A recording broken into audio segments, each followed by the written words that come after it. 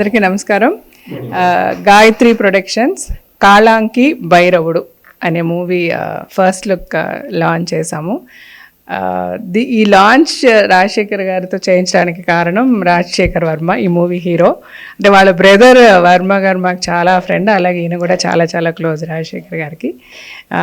And ఇది production house వచ్చి Gayatri productions, Srinivasarao గారు, కేఎన్ రావు గారు ప్రొడ్యూసర్స్, డైరెక్టర్ గారి పేరు హరి, డెబ్యూ కదా, డిఓపి గారికి డెబ్యూ, అశోక్ డిఓపి గారు, హరి డైరెక్టర్ గారు, వీళ్ళందరికీ డెబ్యూ ఫిల్మ్.